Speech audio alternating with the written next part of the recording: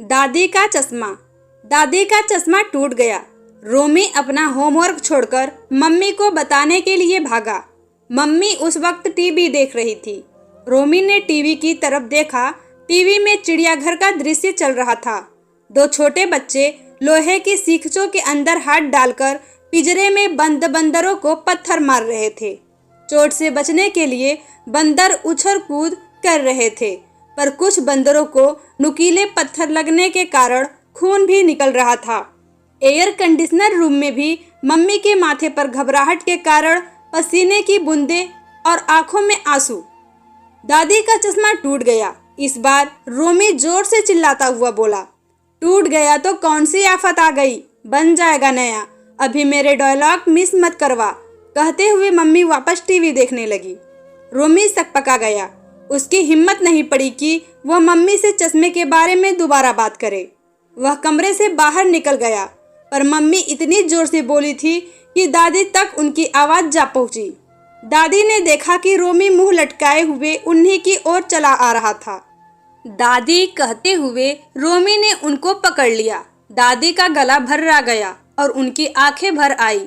रोमी की हथेली पर 2 बूंद आंसू टपक गए। आप क्या चश्मे के लिए रो रही हो? रोमी ने दुखी होते हुए पूछा। दादी 8 साल के रोमी को भला क्या समझाती, इसलिए रोमी के सिर पर हाथ फेरते हुए रूधे गले से बोली, मैं भला क्यों रोने लगूं? वो तो कई बार बिना चश्मे के आंखों में पानी आ जाता है।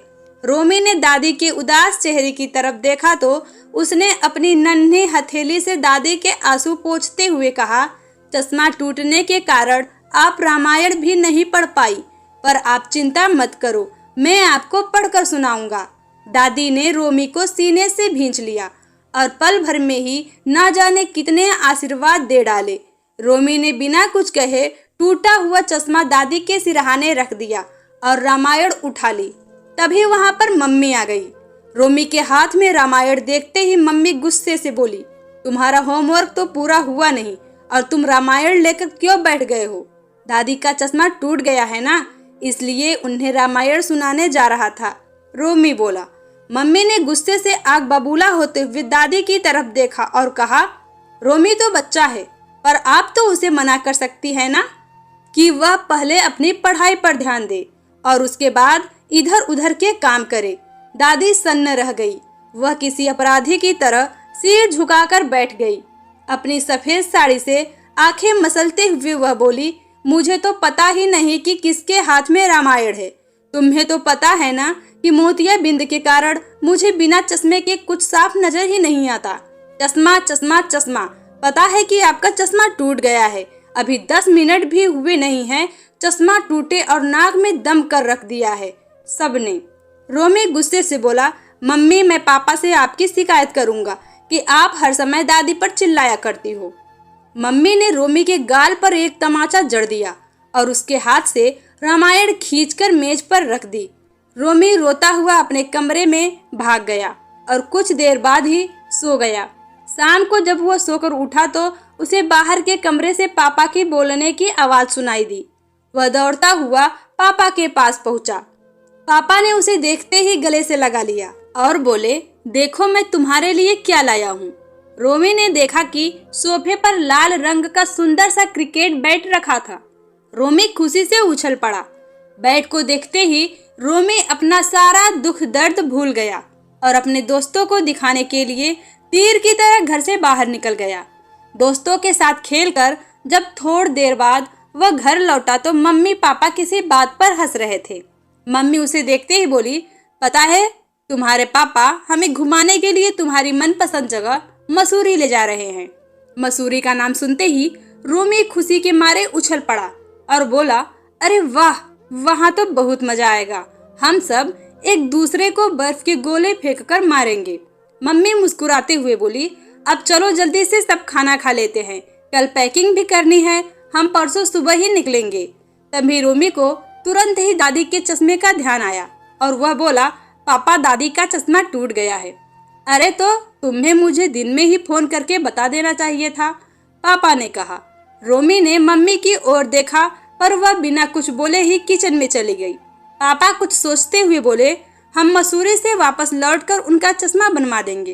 पर दादी को तो बिना चश्मे के कुछ भी नहीं दिखाई देता है। रोमी परेशान होता हुआ बोला। तो तेरी दादी को कौन सी नौकरी करनी है? 4-5 दिनों की ही तो बात है, मम्मी ने चाय का कप पापा के आगे रखते हुए कहा। रोमी ने आश्चर्य से मम्मी की ओर देखा। उसे विश्वास ही नहीं हुआ कि टीवी सीरियल पर किसी का दुख देखकर घंटों रोने वाली मम्मी को सामने बैठी दादी की परेशानी नहीं दिखाई दे रही है। जब मम्मी पापा खाना खाकर सो गए तो रोमी दादी के पास जाकर बोला, दादी, मीना आंटी तो काम करने के लिए दिन में आएंगी, पर रात में अंधेरे में आपको अकेले डर तो नहीं लगेगा? दादी ने उसके सिर पर हाथ फेरा और बोली, बेटा, क्या अंधेरा और क्या उजाला, मुझे तो सब कुछ बहुत ही धुंधला नजर आता है, तो क्या दिन और क्या रात। दादी की बात सुनकर रोमी से कुछ नहीं कहा गया और वह उनके पैर छूकर सोने चला गया। अगली सुबह जब वो पापा के साथ बैठा था तो पापा बोले, इस बार तुम्हारे जन्मदिन पर हम सब अनाथालय चलेंगे और वहाँ रहने वाले बच्चों को फल और मिठाई बांटेंगे। अनाथालय क्या होता है? रोमी ने पूछा। जिनके मम्मी पापा नहीं होते हैं उन्हें अनाथ कहा जाता है, पापा बोले। तो पापा, फिर तो आप भी अनाथ हुए? रोमी पापा को देखते हुए बोला। पापा का चेहरा गुस्से से लाल हो गया। वह रोमी को चांटा मारने वाले थे कि मम्मी बीच में आते हुए बोली, दिखता नहीं है कि तेरी दादी ही तो तेरे पापा की मम्मी है, तो पापा अनाथ कैसे हुए? रोमी भरभरा कर रो पड़ा और सिसकते हुए बोला, अगर दादी पापा की मम्मी होती तो पापा कभी भी उन्हें इतने बड़े घर में अकेला छोड़कर नहीं जाते और उनका चश्मा भी बनवा देते, जबकि आप सबको पता है कि दादी को बिना चश्मे के कुछ भी नजर नहीं आता। उन्हें अकेला छोड़कर हम सब सैर सपाटे के लिए मसूरी जा रहे हैं। पापा के हाथ से पानी का गिलास छूट गया और कांच के टुकड़े चारों ओर बिखर गए। मम्मी ने पापा की तरफ देखा। पापा सिर झुकाए दादी के कमरे की ओर जा रहे थे। मम्मी ने रोमी को कसकर भींच लिया और बोली, मुझे माफ कर दो बेटा, पता नहीं मुझसे इतनी बड़ी गलती कैसे हो गई। दादी के कमरे में पापा दादी की गोद में सिर रखकर बच्चों की तरह रो रहे थे और दादी उन्हें ढेरों आशीर्वाद देते हुए अपने आंसू पोंछ रही थी।